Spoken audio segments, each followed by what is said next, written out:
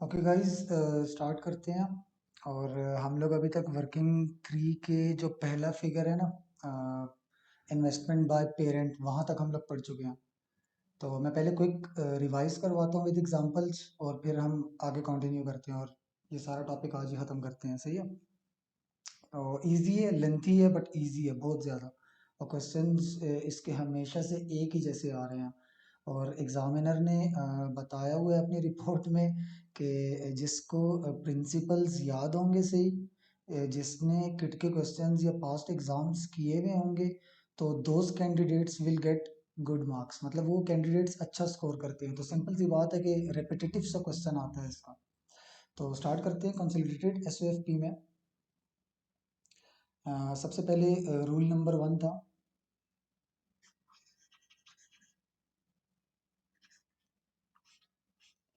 और सबसे आसान रूल था ये। और इसमें हम लोग क्या करते हैं कि पेरेंट और सब्सिडरी के जितने भी एसेट्स एंड लाइबिलिटीज हैं, उनको simply line by line basis पे ऐड कर दो। सही है। Simple line by line basis पे ऐड कर दो।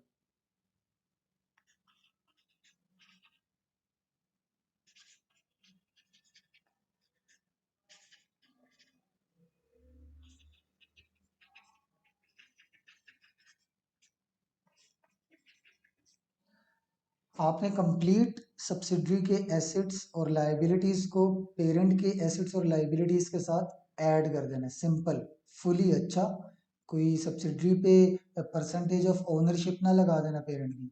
सही है, ये गलती नहीं करना। और टाइम एफोर्समेंट भी नहीं करना। एसेट्स और लाइबिलिटीज की टाइम एफोर्समेंट नहीं होती।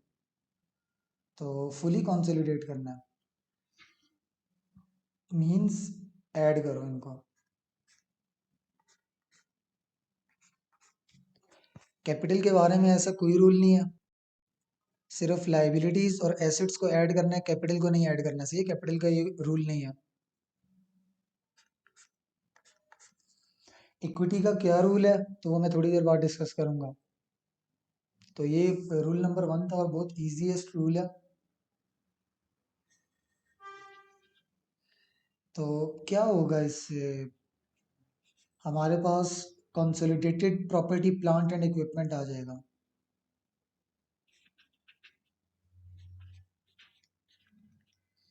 सही है। अब ये लिखा हुआ है इन्वेस्टमेंट इन सब्सिडरी, और ये किसने अपना नॉन करंट एसेट लिखा हुआ है? पेरेंट ने। पेरेंट की जो अपनी ज़ाती स्टेटमेंट है उसमें पेरेंट ने इन्वेस्टमेंट्स लिखी हुई हैं, और उसमें जाहिर बात है उसने इन्वेस्टमेंट इन सब्सिडरी भी लिखी हुई होगी। अब इसका क्या करना है, तो रूल मैं बिल्कुल थोड़ी देर बाद बताऊंगा। सही है, इसका भी कि इन्वेस्टमेंट इन सब्सिडरी क्या हम लोग शो कर सकते हैं कंसोलिडेटेड स्टेटमेंट में। तो आंसर इज नो। वाई? क्योंकि हम लोगों ने ये वैल्यू प्रेजेंट करनी है गुडविल में। गुडविल हमने क्यों प्रेजेंट करनी है? क्योंकि वो हमारे लिए परचेज है। अब गुडविल प्रेजेंट करना ज़रूरी हो गया इसका मतलब। तो अब अगर इन्वेस्टमेंट इन सब्सिडरी भी हम लोग दिखाएं और गुडविल भी दिखाएं, तो ये फिर कुछ और बन जाएगा यहाँ पे, कि हम एक ही वैल्यू दो दफ़ा दिखा रहे हैं। क्योंकि गुडविल की कैलकुलेशन में भी पेरेंट ने कितना इन्वेस्ट किया सब्सिडरी में ये दिखाया जाता है। तो यहाँ पे भी अगर दिखाया जाए तो नहीं है। और दूसरा ये है कि हम लोग यहाँ पे ये बोल रहे हैं कि हम लोग एक सिंगल इकोनॉमिक यूनिट है। सही है, सब्सटेंस ओवर फॉर्म। कि लीगली बेशक हम लोग दो हैं, बट हम लोग इकोनॉमिकली एक ही हैं। तो हम लोग ये यहाँ पे नहीं दावा कर सकते कि हम लोगों ने अपने आप में ही इन्वेस्टमेंट की हुई है। तो इस वैल्यू को हम लोग हटाते हैं। इसके बारे में मैं रूल बताऊंगा, ऑलरेडी मैंने बता भी दिया अभी शॉर्ट करके। तो मैं ये बताऊंगा, इसको हटाते होते हैं और रिप्लेस करते हैं गुडविल के साथ। अच्छा, ये इन्वेस्टमेंट इन शेयर्स लिखा हुआ है, तो पेरेंट और सब्सिडरी ने कहीं ना कहीं पे इन्वेस्टमेंट की भी होगी। थोड़े बहुत भी एक्स्ट्रा सरप्लस फंड्स हो तो हम लोग इन्वेस्ट कर देते हैं। अच्छा, क्या इन्होंने ये ऐसी इन्वेस्टमेंट की हुई है जो कंट्रोल वाली हो? नहीं। क्यों? क्योंकि उसका फिर जिक्र होता ना क्वेश्चन में, एग्जामिनर लाजमन बताता। तो ये वो नहीं है कि इन्होंने कहीं पे इन्वेस्ट किया हो तो उनकी एसोसिएट या कंट्रोल आ गया हो वहाँ पे। तो नहीं, ये वैसा नहीं है। नहीं तो इनके बारे में जिक्र होता है। तो अब ये इन्वेस्टमेंट इन शेयर्स लिखा हुआ है, तो इसका मतलब है ये IFRS 9 वाली इन्वेस्टमेंट है। तो ठीक है, इसको ऐड कर देंगे हम लोग। अच्छा, ये अगर इसका बताया हुआ हो कि ईयर एंड पे वैल्यू इनकी चेंज हो गई है, तो फेयर वैल्यू गेन या लॉस कहाँ जाएगा? तो IFRS 9 में दो मॉडल्स अलाउड हैं। तो इन्वेस्टमेंट इन शेयर्स अगर लिखा हुआ है और बाकी कुछ भी नहीं बताया हुआ तो ये डिफ़ॉल्ट कैटेगरी है, तो FVTPL लगता है।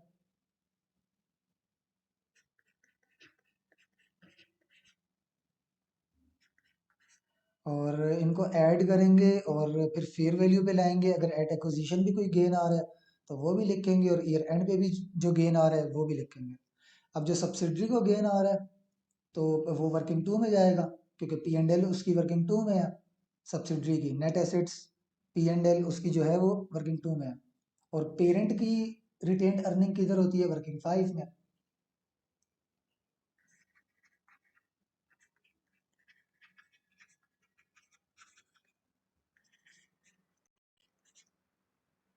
सही है, मैं इसका साथ में मेंशन कर देता हूँ।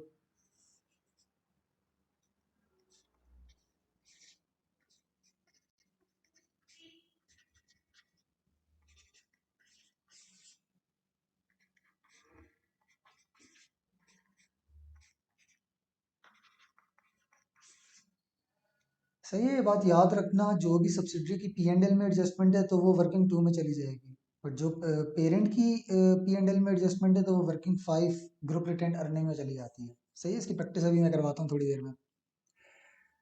अच्छा, तो लाइन बाय लाइन बेसिस पे हम लोगों ने ऐड कर लिया, करंट एसेट्स में भी काफ़ी एडजस्टमेंट्स हैं F7 की कंसोलिडेशन में।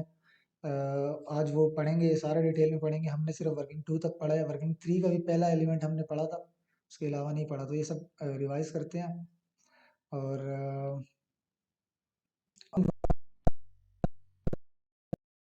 भी बनानी है, सही है, याद रखना, उसके भी मार्क्स हैं। वर्किंग टू देखते हैं, और इसको मैं क्विक करता हूँ, ये बड़ी इंपॉर्टेंट है क्योंकि कुछ भी वो कैलकुलेट करवाए तो वर्किंग टू तो होती है। सही है, तो वर्किंग टू में हम लोग पोस्ट एक्विजिशन इंक्रीज या डिक्रीज इन नेट एसेट्स निकालते हैं। Subsidiary after acquisition profit making भी हो सकती है और लॉस मेकिंग भी हो सकती है। सही है, ये भी याद रखना। तो पोस्ट एक्विजिशन निकालने के लिए हम लोग दो कॉलम्स बनाते हैं,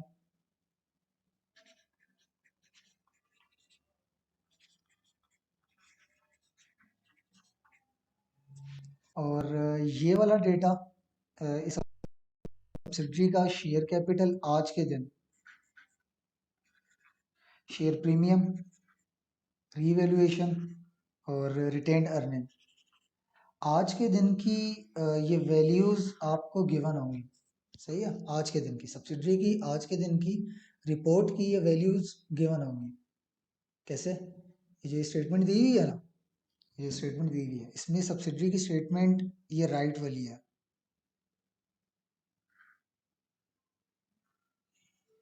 और याद रखना, आपको पेरेंट और सब्सिडरी की जो स्टेटमेंट्स गिवन होती हैं वो आज के दिन की होती हैं, मतलब रिपोर्ट वाले दिन की होती हैं, जिस दिन रिपोर्ट बन रही होती है। सही है, उस दिन की ये स्टेटमेंट होती है। तो ये चारों फिगर्स यहाँ से आप लोगों ने वर्किंग टू में शिफ्ट कर देने हैं एज इट इज़। और फिर उसके बाद क्या रूल है कि आप लोग एज्यूम करोगे कि भाई since acquisition no further shares have been issued by subsidiary, तो ये कॉपी पेस्ट।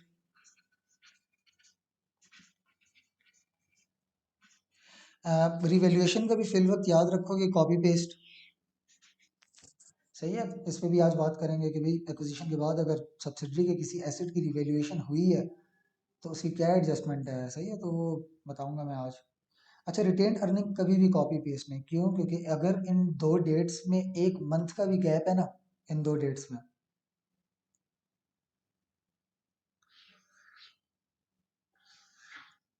अगर इन दोनों डेट्स में एक मंथ का भी गैप है तो रिटेन्ड अर्निंग दोनों मंथ लाइक के दोनों डेट्स पे बराबर नहीं आ सकती, ये दोनों डेट्स की बराबर नहीं होगी। सही है, कभी भी ये नहीं कि कॉपी पेस्ट कर दो रिटेन अर्निंग की। सही है, तो रिटेन अर्निंग के बारे में मैंने क्या बताया था, या तो गिवन होगी, सही है, या तो क्वेश्चन में डायरेक्टली गिवन होगी, अगर वो आपसे ये कैलकुलेट नहीं करवाना चाह रहा, एग्जामिनर कुछ और कैलकुलेट करवाना चाह रहा है, तो या तो ये गिवन होगी, और या तो यू हैव टू कैलकुलेट, और कैसे कैलकुलेट करेंगे? तो ये काफ़ी क्वेश्चंस में इस चीज़ की प्रैक्टिस है क्या कि कैसे कैलकुलेट किया जाता है, जितने मंथ्स पीछे आना है ना, जितने मंथ्स, अब आपको क्लोजिंग दी हुई है फॉर एग्जांपल 80,000,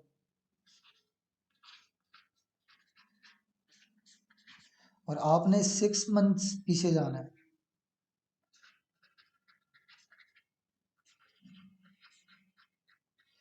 तो याद रखना क्लोजिंग रिटेन्ड अर्निंग में से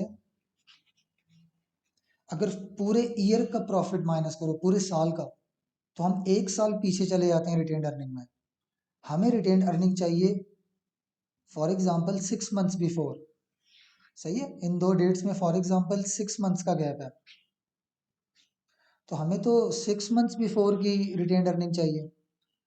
तो आप लोग क्या करो, क्लोजिंग 6 मंथ्स का प्रॉफिट डिडक्ट कर दो। देखो अगर पूरे साल का माइनस करते हो तो 12 महीने पीछे चले जाते हो रिटेन्ड अर्निंग में।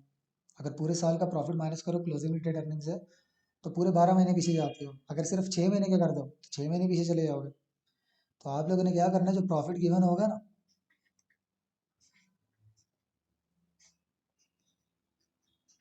आप लोगों ने उसकी टाइम अपॉर्चमेंट करनी है और 6 मंथ्स का प्रॉफिट निकाल लेना है, और क्लोजिंग में से 6 मंथ्स का प्रॉफिट डिडक्ट कर लेना है। तो आप लोग 6 मंथ्स बिफोर की रिटेन अर्निंग पे आ जाओगे। बात समझ आई है?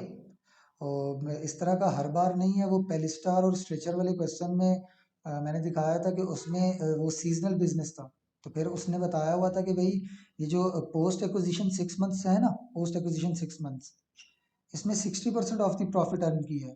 तो आपने 6 मंथ्स बिफोर निकालने के लिए 60% ऑफ द प्रॉफिट डिडक्ट करना है। सही है, उसमें वो उसका बिजनेस सीजनल था, और वो जो 6 मंथ्स बिफोर का हमने रिटेन अर्निंग निकाली थी, उस टाइम पीरियड के दौरान उसने 60% ऑफ द प्रॉफिट कमाए थे पूरे साल के। तो हमने फिर उस लाइक 6 मंथ्स बिफोर की रिटेन अर्निंग फाइंड करने में हम लोगों ने को क्या करना पड़ेगा, 60% ऑफ द प्रॉफिट डिडक्ट करना पड़ेगा। तो ये भी माइंड में रखना।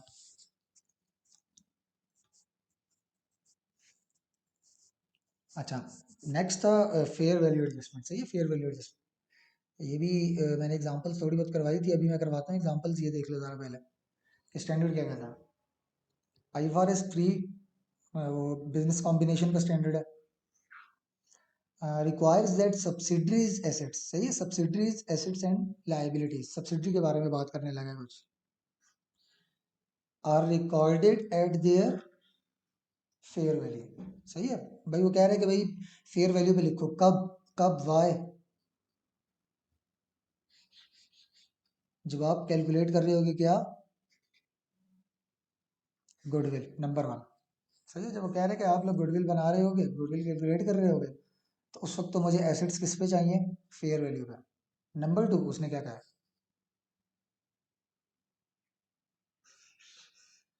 वो कह रहे हैं कि आप जब ये ग्रुप स्टेटमेंट बनाओगे ना, ये ग्रुप स्टेटमेंट, ये वाली, इसमें आपको IFRS 3 कह रहा है कि मुझे सब्सिडरी के एहसास है किस पे चाहिए। सही है, ये आपको IFRS 3 कह रहा है, मुझे सब्सिडरी के एसेट्स किस पे चाहिए, एट फेयर वैल्यू। ये देखो,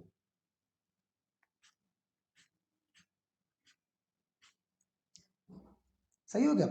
नंबर 1 इसने कहा है कि गुडविल की कैलकुलेशन में भी, और नंबर 2 इसने कहा है कि भाई कंसोलिडेटेड अकाउंट्स के लिए भी। तो इसने एग्जैक्ट स्पेसिफिक अकाउंटिंग ट्रीटमेंट बताइए गाइस। सही है, तो हम लोगों ने गुडविल निकालने के लिए वर्किंग टू करते हैं ना, तो वर्किंग टू में भी हम लोग एसेट्स को इसके फेयर वैल्यू पे लाएंगे, और जब ये स्टेटमेंट बना रहे होंगे इसको भी हम लोग फेयर वैल्यू पे लेके आएंगे। अच्छा, तो कैसे कैसे करेंगे, इसने क्या बोला, इसने एग्जैक्ट स्पेसिफिकली बताया। वगैरह एडजस्ट करो किसको, वर्किंग टू को, ताकि सब्सिडरी के नेट एसेट्स क्या हो जाए, फेयर वैल्यू पे, एट एक्विजिशन भी, और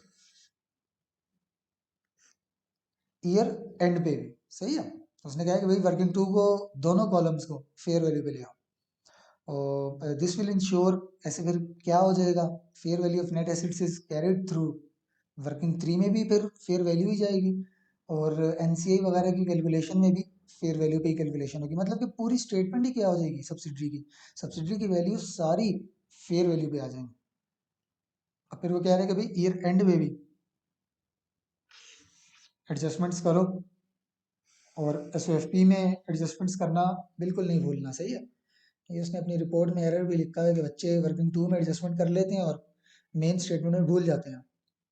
अच्छा, अब एग्जांपल्स किस किस किस्म की आ सकती हैं फेयर वैल्यू एडजस्टमेंट में, ये भी स्टैंडर्ड ने बताया है। अच्छा, F7 में एसेट्स, सब्सिडरी के एसेट्स, टेंजिबल, इनटेंजिबल एसेट्स, सही है, जो उसने नहीं रिकॉर्ड किए हुए होते।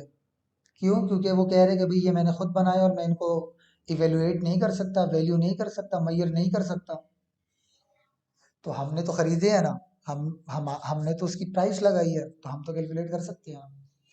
तो हम लोग इसको रिकॉर्ड करेंगे। मैंने बताया था कि कंप्लीट होने चाहिए उसके एसेट्स, सही है, कंप्लीट।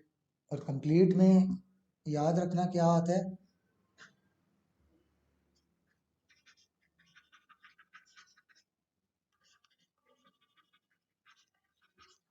और मैंने एक क्वेश्चन दिखाया था उसमें, पॉपुलर राइट्स वो जो था मोबाइल गेम्स वाला, तो वो इंटरनली जनरेटेड इंटेंजिबल्स था, सॉफ्टवेयर कोई था वो भी इंटरनली जनरेटेड था।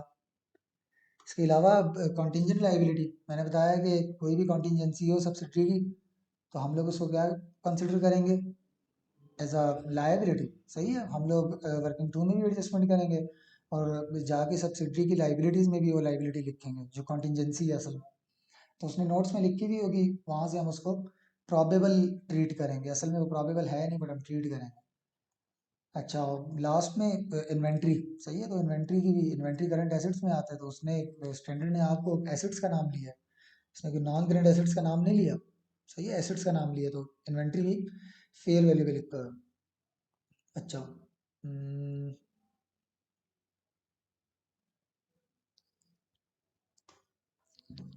फॉर एग्जांपल इसके किसी एसेट में गेन आया है, गेन नहीं, फेयर वैल्यू ज़्यादा थी, उसने रिकॉर्ड कम पे किया हुआ था, तो आप एट एक्विजिशन भी उसका एसेट इंक्रीज कर दो,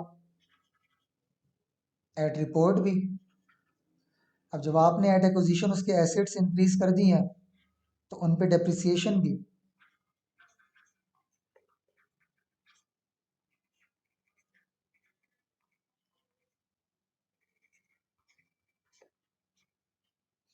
additional depreciation on fair value uplift, ये ईयर एंड पे आएगी,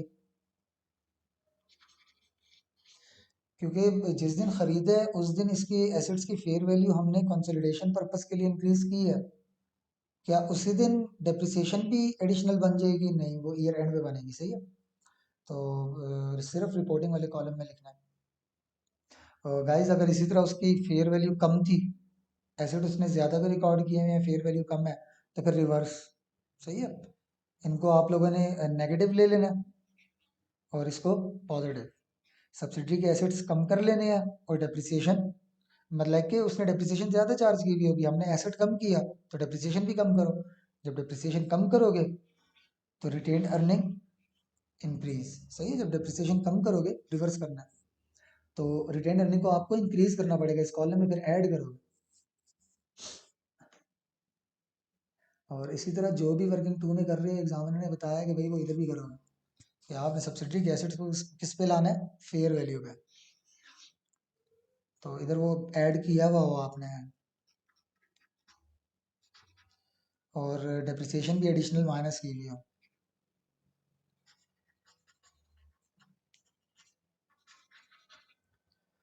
तो ये मैंने वो साइन लिखे हैं कि जब फेयर वैल्यू इंक्रीज हो रही हो, सही है, फेयर वैल्यू इंक्रीज हो रही हो, सब्सिडी के एसेट्स भी इंक्रीज करो और एडिशनल डेप्रिसिएशन भी करो चार्ज, तो एसेट को क्या कर लो, कम कर लो। डेप्रिसिएशन जब एडिशनल चार्ज करोगे तो एसेट को कम, सही है, यहाँ पे प्रॉफिट को कम। एडिशनल डेप्रिसिएशन चार्ज करना मींस प्रॉफिट को कम, और एसओएफपी में एसेट को भी कम। अच्छा, और सब्सिडरी के साथ यूनिफॉर्म अकाउंटिंग पॉलिसीज होनी चाहिए, सही है। लाइक वो सब्सिडरी अगर कोई और कंट्री में है और वो लोकल गैप फॉलो कर रहा है, तो आप लोगों ने उसके में क्या करना है, आईएफआरएस स्टैंडर्ड्स वाले वो अप्लाई करने हैं उनके रूल्स। तो उसने कोई ना कोई local gap, local accounting standards के मुताबिक कुछ ना कुछ गलत रिकॉर्ड किया हुआ होगा, तो वो आप एडजस्ट करोगे। जिस तरह IAS 23 की एग्जांपल मिलती है, सही है, कि उसने एक्सपेंस आउट किया हुआ है इंटरेस्ट, तो आपने उसको रिवर्स करना है, लाइक एसिड कंसिडर करना है, कैपिटलाइज करना है borrowing cost, simple. Internally generated intangibles की एग्जांपल भी करते हैं। आपने ऐसे इंटरनली जनरेटेड इंटेंजिबल को रिकॉर्ड करना है सब्सिडरी के, और उस पर जो एडिशनल डिप्रिसिएशन आती है वो भी यहाँ से माइनस करनी है।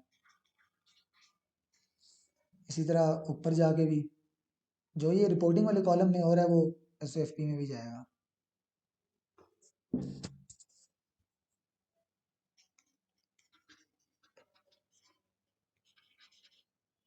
फॉर एग्जांपल पेरेंट का कोई इंटेंजिबल नहीं है, बट सब्सिडरी का आपने खुद रिकॉर्ड किया है इंटरनली जनरेट, और अगर उसके पहले से इंटेंजिबल्स लिखे हुए हैं इंटरनली जनरेटेड, उसने नहीं रिकॉर्ड किया हुआ, तो वो आप कर देना।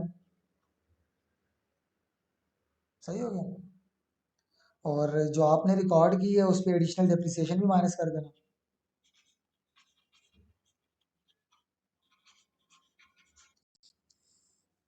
इसी तरह सब्सिडरी की कॉन्टिंजेंट लाइबिलिटीज़ को आप लाइबिलिटी कंसिडर करोगे, वो भी एट फेयर वैल्यू होनी चाहिए। वो आपको बताएगा खुद ही कि कितनी उसके नोट्स में डिस्क्लोज्ड है फेयर वैल्यू। लाइबिलिटी जब उसकी रिकॉर्ड कर रहे हो तो नेट एसेट्स को कम, फॉर एग्जांपल रिपोर्टिंग डेट पे वो नहीं एग्जिस्ट करती या ज़्यादा करती है, तो जो भी वैल्यू दी हुई है वो लिखोगे, और जो रिपोर्टिंग डेट पे लिखा है वो एसओएफपी में भी जाएगा। सही है। एसओएफपी में जाके आप लोग, अब अगर वो करंट लाइबिलिटी में लिख दो, सही है, सिंपल।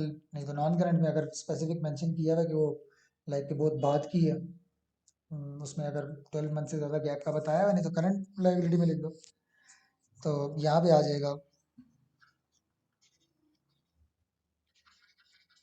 पेरेंट की नहीं, कोई रिकॉर्ड कर देना, अगर पेरेंट की गिवन हो वो नोट्स में ही जाएगी। सिर्फ सब्सिडरी वाली हमने लिखनी है, सही है, यहाँ पे लाइबिलिटीज़ में, और वर्किंग टू में भी लिखनी है।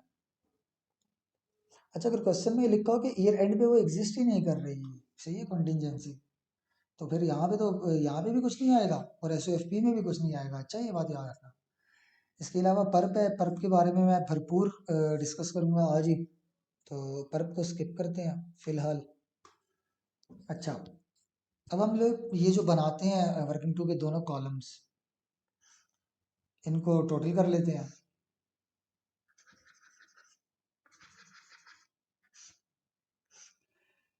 ये हैं net assets at acquisition, acquisition के वक्त, तो इसको प्री एक्विजिशन नेट एसेट्स भी कहते हैं।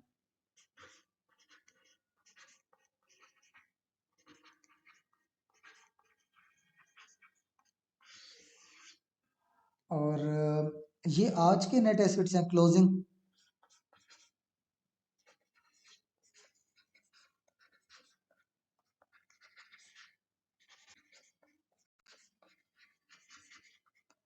तो इन दोनों कॉलम्स के गैप में, इन दोनों कॉलम्स का जो गैप होगा, that is known as post acquisition.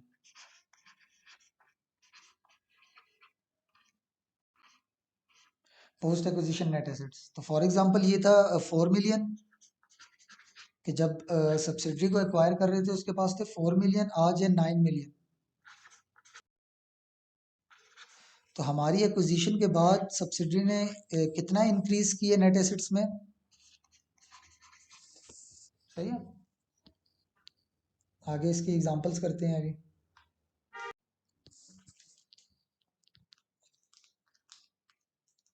अच्छा, एक बात मैं ये भी क्लियर कर दूं कि ये जो वर्किंग टू हमने की है, इसमें जो पोस्ट एक्विजिशन आया है, ये वाला फिगर, इन दोनों कॉलम्स का गैप, ये है कि सब्सिडरी को एक्वायर करने के बाद उसने कितना कमाया है, हमारी इन्वॉल्वमेंट, हमारी ओनरशिप, हमारे कंट्रोल टेक ओवर के बाद उसने कितना कमाया है, तो इसमें हमारा भी शेयर फिर बनता है। प्री एक्विजिशन नेट एसेट्स में हमारा कुछ नहीं बनता, बट एक्विजिशन में जितनी भी हमारी ओनरशिप होगी वो हमारा, और जितना हमारा नहीं होगा वो फिर किसी और के। तो जो सब्सिडरी के माइनॉरिटी शेयर होल्डर है, तो वो नॉन कंट्रोलिंग कहलाते हैं, मैंने बताया था नॉन कंट्रोलिंग इंटरेस्ट। सही है। इस 5,000 पे फॉर एग्जांपल 25% उन वो minority share holders, non controlling share holders का, और 75% ग्रुप का। तो ग्रुप के ओनर्स का जो होता है वो हम GRE में लिखते हैं, वर्किंग 5 में। और जो NCI वालों का होता है वो हम वर्किंग 4 में लिखते हैं। सही है, वर्किंग 4 में। तो एक ये बात याद रखो। और pre acquisition net assets at acquisition वाले दिन, ये नेक्स्ट वर्किंग में, वर्किंग 3 में गुडविल की कैलकुलेशन में चले जाते हैं। और याद रखना ये एट फेयर वैल्यू है, और गुडविल के स्टैंडर्ड ने कहा है कि मुझे एट फेयर वैल्यू ही लेके मैयर करोगे, जिसकी गुडविल कैलकुलेट कर रहे हो उसके एसेट्स फेयर वैल्यू पे लेके आओ। देखते हैं फिर,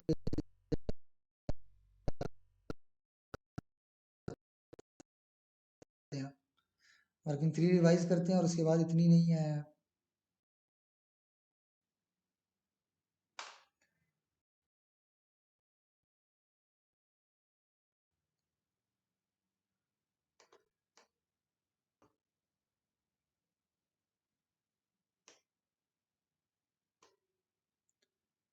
अच्छा, लॉरेल, ये क्वेश्चन रीड कर लो।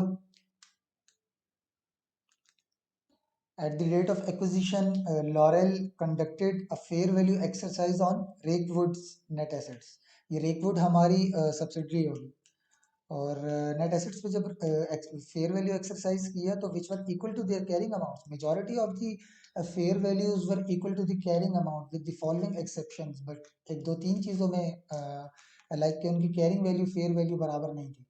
तो फर्स्ट वाला इसने दिया हुआ आइटम ऑफ प्लांट, तो ये टेंजिबल एसेट है। सो ये टेंजिबल एसेट, और उसकी फेयर वैल्यू 4 मिलियन अबव की कैरिंग वैल्यू थी।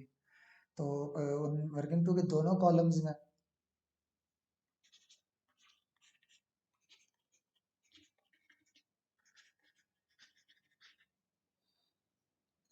प्लांट है,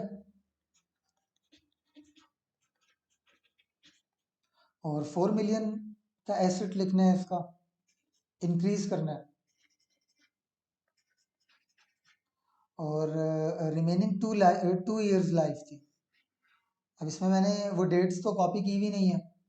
सही है, ये आज का दिन तो सितंबर है। सही है, आज का दिन सितंबर है। तो जितना आई रिमेम्बर हमने इसको एक्वायर किया था 1 जनवरी को।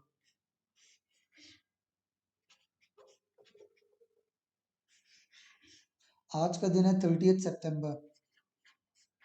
डेट्स देखना बहुत ज़रूरी है, क्योंकि जितना फेयर वैल्यू अपलिफ्ट करोगे डेप्रिसिएशन उसके हिसाब से लेके आओगे, लाइक मंथ्स के हिसाब से। तो कितनी डेप्रिसिएशन निकलेगी?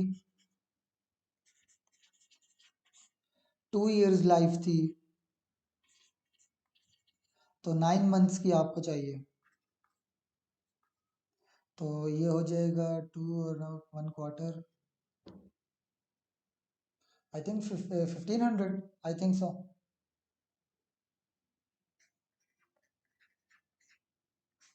तो डेप्रिसिएशन जब आप इंक्रीज कर रहे हो तो याद रखना इस फेयर वैल्यू अपलिफ्ट से ऊपर ऊपर सारा नेट एसेट्स हैं, शेयर कैपिटल, शेयर प्रीमियम, ये चीज़ें हैं ना, तो वहाँ पे रिटेन अर्निंग भी है।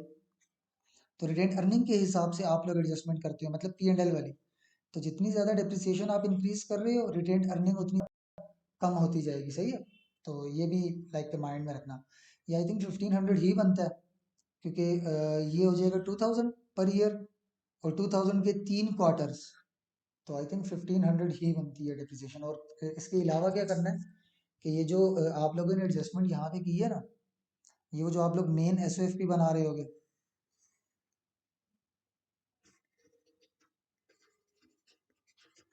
तो इसमें आप लोगों ने वो जो जहाँ पे प्लांट लिखा हुआ होगा ना, मैं कहता हूँ फॉर एग्जांपल पेरेंट का लिखा हुआ है 60 मिलियन, और सब्सिडी का लिखा हुआ है 30 मिलियन, तो आप लोगों ने सब्सिडी के एसेट्स को फेयर वैल्यू पे लाना है। सही है, और डेप्रिसिएशन भी की है। बात समझ आ गई है? नेक्स्ट वाला देखो जरा, inventory at the rate of acquisition 800, inventory of 800 had a fair value of 1 million. तो दोनों कॉलम्स में कितनी वैल्यू लेके आओगे? नहीं, दोनों में नहीं। ये देखो क्या लिखा है, all of this inventory had been sold at the year end. तो fair value,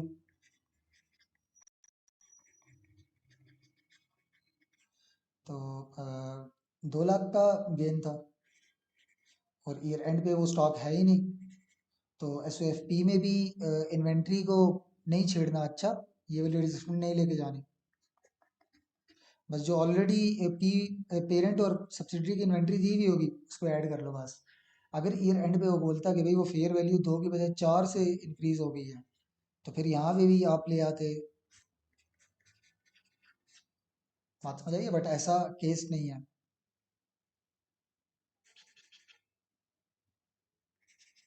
all of the inventory had been sold at the year end. सही है, वो एसिड ही नहीं है तो हम किस चीज़ को फेयर वैल्यू गेन करें? बट पोजीशन वाले दिन तो था, तो वो तो कर सकते हैं। अब करेंगे।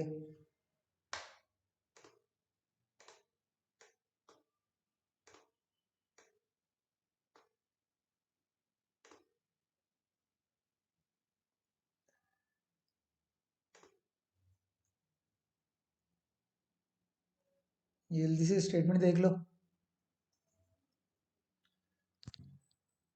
The fair value of Joggers Co other net assets और other assets liabilities contingent liabilities at 1 April were equal to their carrying amount with exception of specialised piece of plant. सही है, स्पेशलाइज्ड पीस ऑफ प्लांट था हमारे पास और उसकी fair value 10 million access थी। और the plant had 10 years remaining life useful on 1 April X4। Okay, like के दोनों कॉलम्स में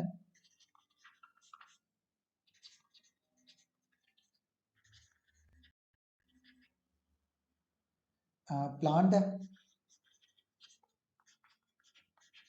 10 मिलियन से इंक्रीज हो रहा है। सही है, मेन स्टेटमेंट में भी 10 मिलियन सब्सिडरी वाले में ऐड कर दो।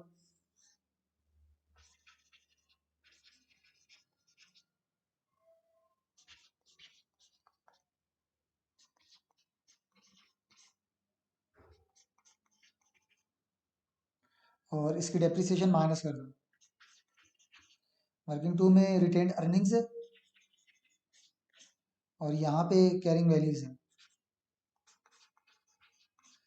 तो इसकी डेप्रिसिएशन कितनी बनती है निकाल लो और माइनस कर लो।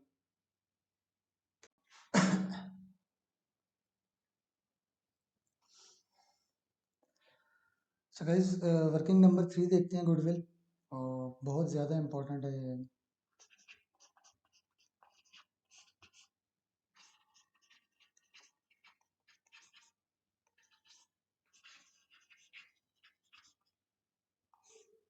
इससे एमसीक्यू भी आएगा और ये लॉन्ग का भी पार्ट होगा लाजमन।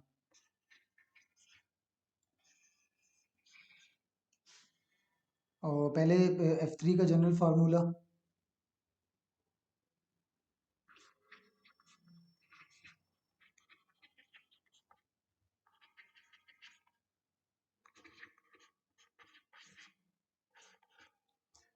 सबसे पहले इसमें आता था कि पेरेंट कंपनी ने कितना इन्वेस्ट किया है। सही है, जिसको fair value of consideration paid हम पढ़ते हैं। कंसिडरेशन पेड मींस के कितने पैसे दिए हैं और उसकी फेयर वैल्यू होनी चाहिए। सही है, जो इन्वेस्टमेंट की है उसकी फेयर वैल्यू लेके आओगे, क्योंकि गुडविल मैयर ही किस पे होती है?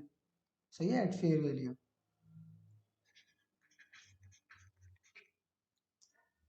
अच्छा, और कॉस्ट ऑफ इन्वेस्टमेंट में क्या क्या था?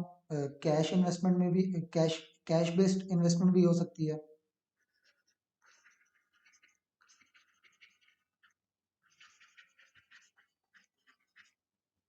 अच्छा, हम लोग यूँ भी कर सकते हैं कि हम उसको कैश आज ना दें और प्रॉमिस करें कि हम फ्यूचर में देंगे।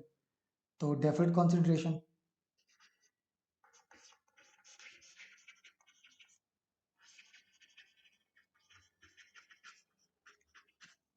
तो ये तो फ्यूचर में देने हैं, आज तो हमारा खर्चा नहीं हुआ। क्या हम इसको आज लिख सकते हैं? तो यस, लिख सकते हैं क्योंकि प्रॉमिस किया हुआ है हमने।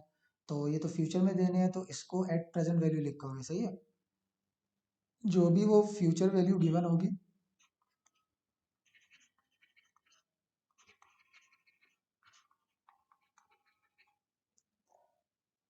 आपने उसको डिस्काउंट फैक्टर के साथ मल्टीप्लाई करना है,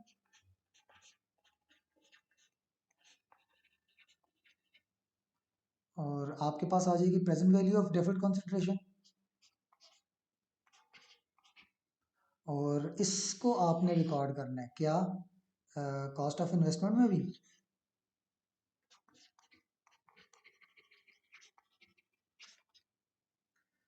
इन्वेस्टमेंट इन सब्सिडरी, सही है। और क्रेडिट हमने फ्यूचर में पे करनी है, ये हमारी लाइबिलिटी है, सही है, हमने प्रॉमिस किया हुआ।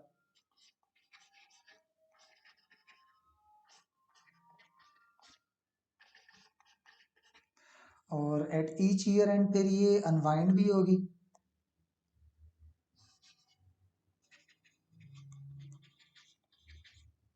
और जब अनवाइंड होगी तो लाइबिलिटी इंक्रीज,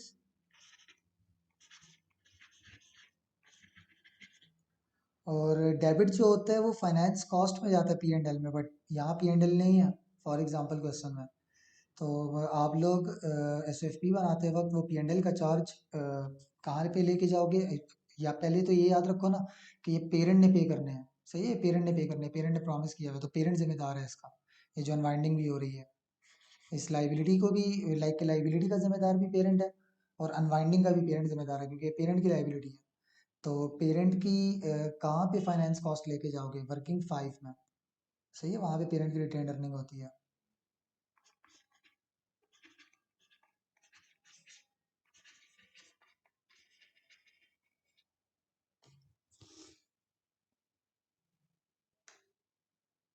सही हो गया, ये डेफर्ड कंसिडरेशन मैंने बताई है अभी। उसकी इनिशियल वैल्यू, इनिशियल एंट्री, और फिर ईयर एंड पे।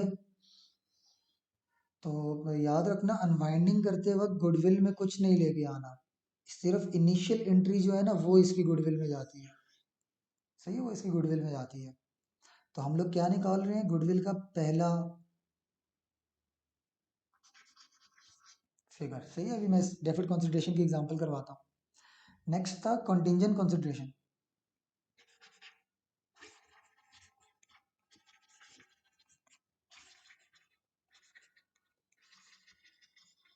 कि कोई ना कोई शर्त रखी हुई और हमने बताया कि भाई शर्त जैसी जैसे मूव करेगी हम उतने उतने, लाइक उसके हिसाब से आपको पैसे दे देंगे, कोई ना कोई शर्त रखी हुई होगी हमने, और ये फ्यूचर में देंगे हम लोग, क्योंकि जब वो शर्त पूरी होगी तभी देंगे। तो फ्यूचर की वैल्यू होगी तो गिवन, बट वो at present value already given होगी, सही है, ये एग्जामिनर ने बताया है कि भाई वो already in present value given होगी आपको, आपने दोबारा डिस्काउंट नहीं करना, सही है। मैं लिख देता हूँ यहाँ पे,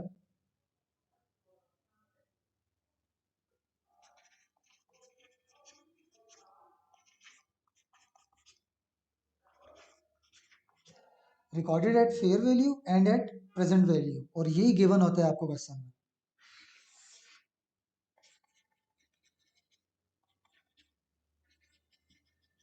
तो क्या एंट्री करोगे उस वैल्यू से, कि कॉस्ट ऑफ इन्वेस्टमेंट में वो ऐड कर दो,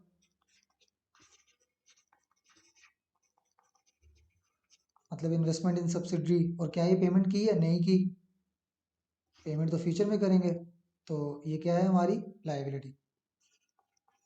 किस नाम से है, कॉन्टिजेंट कंसिडरेशन के नाम से लिखोगे, ये पेरेंट की लाइबिलिटी है।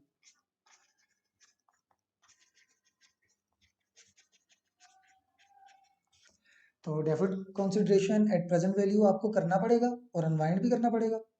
इसको आपको प्रेजेंट वैल्यू में नहीं लाना, गिवन होगा प्रेजेंट वैल्यू में, और ईयर एंड पे अनवाइंड नहीं करना। आपने इस लाइबिलिटी की फेयर वैल्यू को रिव्यू करना है।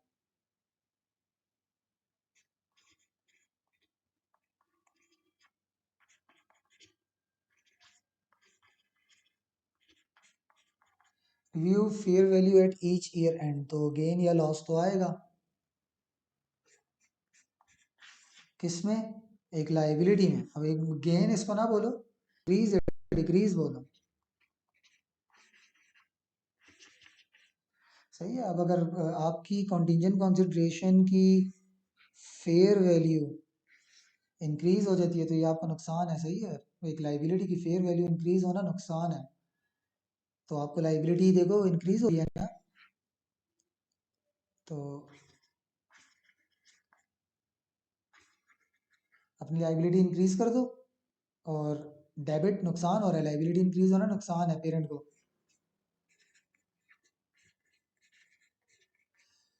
सही हो गया। तो ये मैंने इंक्रीज इन कॉन्टीजेंट कंसिडरेशन की एंट्री लिखी है कि जब लाइबिलिटी इंक्रीज हो, नुकसान हो हमें जब।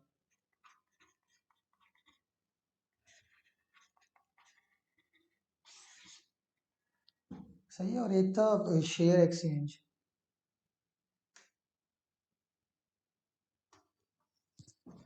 शेयर एक्सचेंज में क्या करना होता है, सब्सिडरी के सबसे पहले तो टोटल शेयर्स देख लेना। सही है, टोटल शेयर्स कितने हैं सब्सिडरी के।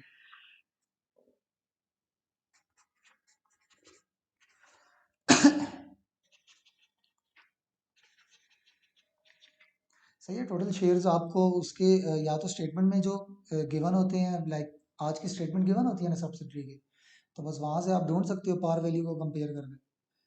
और नहीं तो आपको किसी पैराग्राफ में गिवन होगा कि सब्सिडरी के टोटल जितने शेयर्स थे हमने उसमें से इतने परचेज किए हैं। तो फॉर एग्जांपल हमने 80% किए हैं, आपने किसके साथ मल्टीप्लाई करना है, पेरेंट कंपनी की परसेंटेज ऑफ ओनरशिप के साथ। जो टोटल शेयर्स हैं, फॉर एग्जांपल 10 मिलियन है सब्सिडरी के शेयर्स। सही है, इतने शेयर्स हैं। को डॉलर फॉर्म ना ले आना, इधर नंबर ऑफ शेयर्स लेके आना। तो हमने कितने एक्वायर किए हैं, shares acquired by parent company निकल आएगा। हमने कितने एक्वायर किए हैं, ये थे टोटल 10 मिलियन।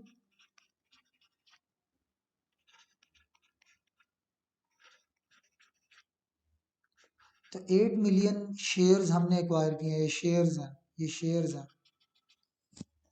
तो जितने शेयर्स हमने एक्वायर किए हैं, अब शेयर एक्सचेंज का बताया हुआ होगा, जैसे कि 1 for 3, हर 3 पे एक। अब हमने एक्वायर किए हैं 8 मिलियन,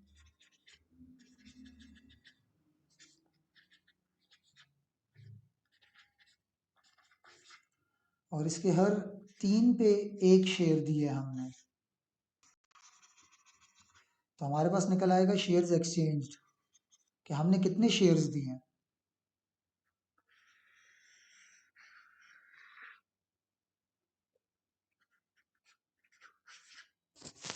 1/3 करेंगे 8 मिलियन को। सही है, ये जो 8 मिलियन शेयर्स एक्वायर किए थे, आपको एग्जामिनर बताएगा कि हमने हर तीन पे एक शेयर हमने दिया है। सही है, तो कितने शेयर्स गिवन अप हुए हैं, ये हो जाएगा 2,666,7।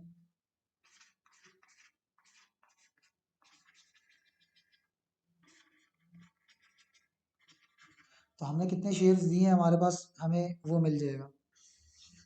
तो फिर हमने पेरेंट कंपनी की शेयर प्राइस के साथ मल्टीप्लाई करना है।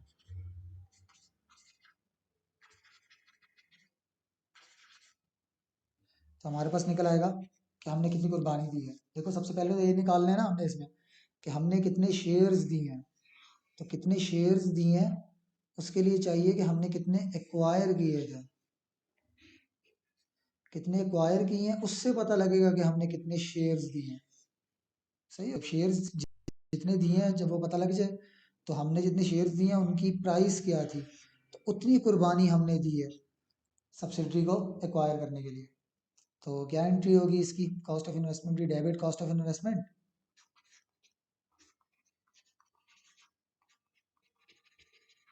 सही, मैं कहता हूँ जैसे कि $10 था पर शेयर पेरेंट का, तो ये कितनी वैल्यू हो जाएगी, 2,666,7 0। सही है, ये मैंने इसको इसको मल्टीप्लाई कर दिया। तो क्रेडिट क्या हो जाएगा, हम लोग उसे शेयर्स इशू कर रहे हैं, हम लोग क्या कुर्बानी दे रहे हैं, कैश तो नहीं दे रहे, शेयर कैपिटल शेयर प्रीमियम दे रहे हैं अपना। तो मैं कहता हूँ कि इसमें $2 पार वैल्यू है, तो $8 इधर हो जाएगा। $2 फॉर एग्जाम्पल पार वैल्यू है, तो कितने शेयर्स थे, 2,666,7 इंटू 2,666,7। यहाँ पे मैंने मल्टीप्लाई बाय 10 करके आंसर लिखा हुआ डायरेक्ट। तो ये कॉन्सिडरेशंस लाजमन तैयार कर लो। सही है, इसके मैं एमसीक्यूज भी दिखाता हूँ, एमसीक्यूज जब आते हैं तो बच्चा बस एमसीक्यूज में इसका बैठा रहता है। वो इतना आसान एमसीक्यू होता है, उसने लॉन्ग की प्रैक्टिस की हुई होती है, एमसीक्यूज देखे नहीं होते, तो वो तो सॉलिड मार्क्स हैं दो दो, इतने आसान। डेफर्ड कंसिडरेशन में हम प्रॉमिस करते हैं कि हम फ्यूचर में पैसे देंगे, उसको फेयर वैल्यू पे मेजर करने, और फेयर वैल्यू इसकी क्या है, डिस्काउंट करो। डेफर्ड कंसिडरेशन में हमने डिस्काउंटिंग की है, इसमें ऑलरेडी डिस्काउंटेड होता है, गिवन होता है। इसमें ईयर एंड पे अनवाइंड किया था,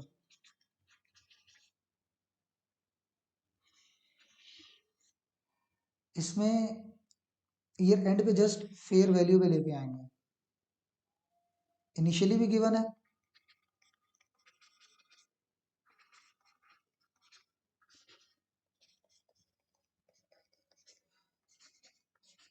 इंक्रीज या डिक्रीज जो होगा कॉन्टिंजेंट कंसिडरेशन में, तो याद रखना ये लाइबिलिटी है, मैंने अभी बताया। तो लाइबिलिटी में इंक्रीज हो तो वो नुकसान होता है, सही है, वो नुकसान होता है।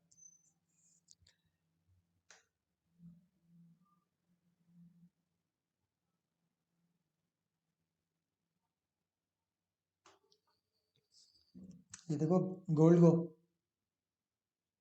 1 जनवरी को 90% ऑफ दी इतने शेयर्स हमने सिल्वर को एक्वायर किया,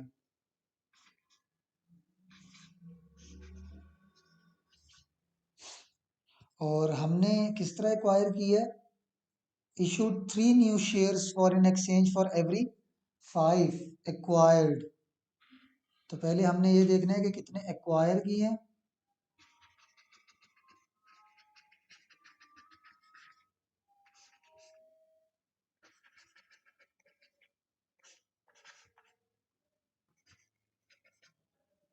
जितने शेयर्स एक्वायर किए हैं ना,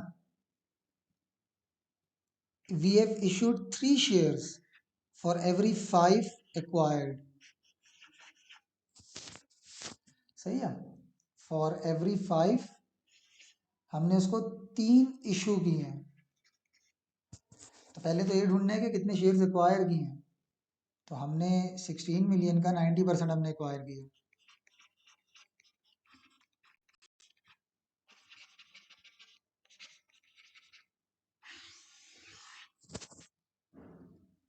तो हम लोगों ने गाइस एक्वायर किए हैं 14,400। सही है, 14,400 हमने एक्वायर किए हैं, तो हर 5 पे 3 हमने इशू किया। तो कैलकुलेट करो ये जल्दी से कि ये कितना आता है।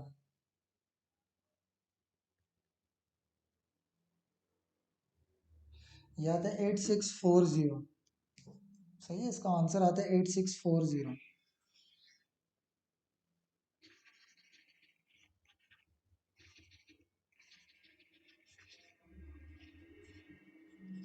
तो पेरेंट कंपनी ने सब्सिडरी को एक्वायर करने के लिए इतने शेयर्स दिए हैं, तो पेरेंट कंपनी की शेयर प्राइस क्या थी,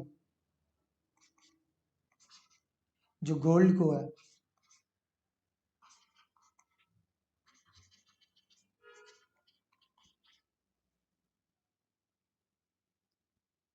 ये at the rate of acquisition shares in Gold Co had fair value of, Gold Co का जो फेयर वैल्यू थी शेयर की, वो $8 थी। तो इसको $8 के साथ मल्टीप्लाई कर लो, 69120।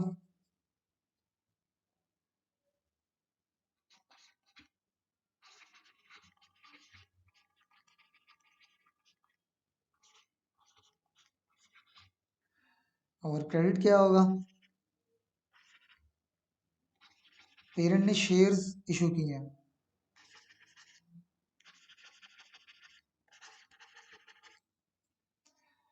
और कितने शेयर्स इशू किए थे हमने, 8640। और हमारे शेयर की, अच्छा ये मैंने पूरा क्वेश्चन कॉपी नहीं किया हुआ, बट सब्सिडरी के शेयर की पार वैल्यू दी हुई है, तो हमारे शेयर की पार वैल्यू भी इतनी ही होगी। सही है, तो पार वैल्यू तक इतने शेयर्स का चला जाएगा शेयर कैपिटल में, पार वैल्यू तक शेयर कैपिटल में चला जाएगा, बाकी एक्सेस तो 8 था ना, तो $7 एक्सेस है।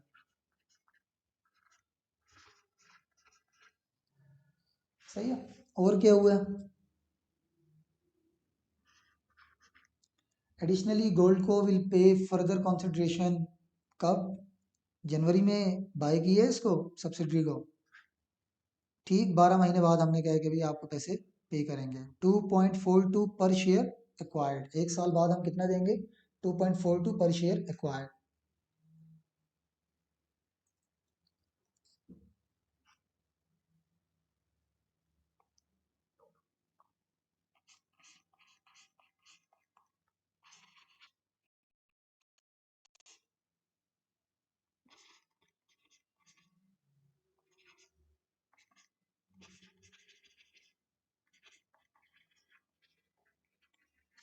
तो गाइज हमने ये शेयर्स एक्वायर किए हैं, ये तो दिए थे हमने, ये एक्वायर किए हैं।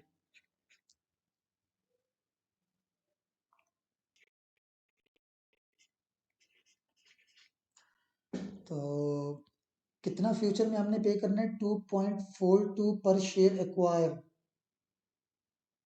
तो 34848।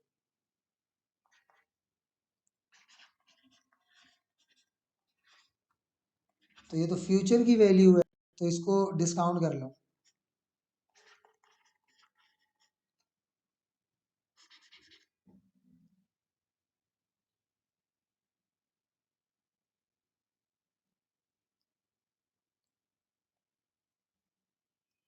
Three one six eight zero present value आई है। सही है, तो डेफिड कंसिडरेशन को हम लोग प्रेजेंट वैल्यू में लिखते हैं। अच्छा, अब एंट्री क्या होगी? Investment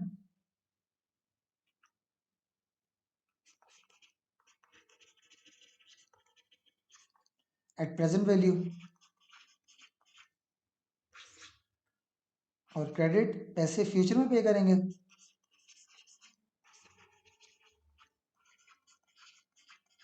liability, deferred consideration is a liability. तो ईयर एंड पे इसको अनवाइंड भी करेंगे। तो ईयर एंड तक कितना टाइम गुजर गया है? आई डोंट थिंक सो कि मैंने डेट्स 1 जनवरी को ख़रीदा था और आज 31 दिसंबर है। नहीं, आज 31 दिसंबर नहीं है, 31 दिसंबर को हम पेमेंट करेंगे। सही है, पेमेंट करेंगे। तो आप लोगों ने ईयर एंड देखना है कि इसमें कब है ईयर एंड।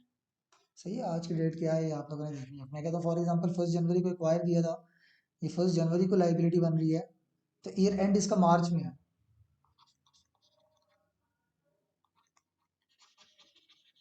सही है, आफ्टर 3 मंथ्स, तो इसको 3 महीनों के लिए अनवाइंड कर लो।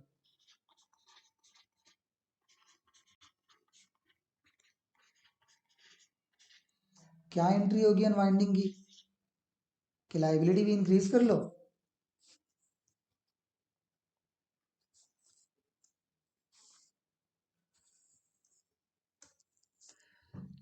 इधर देखो,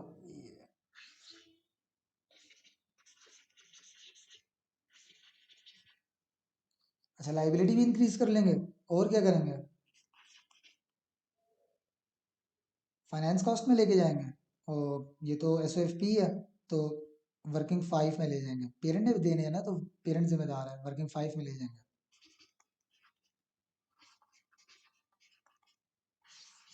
सही है, वहाँ पे जाके उसको कम कर लेंगे। फाइनेंस कॉस्ट मीन्स कि भाई आप चार्ज कर रहे हो।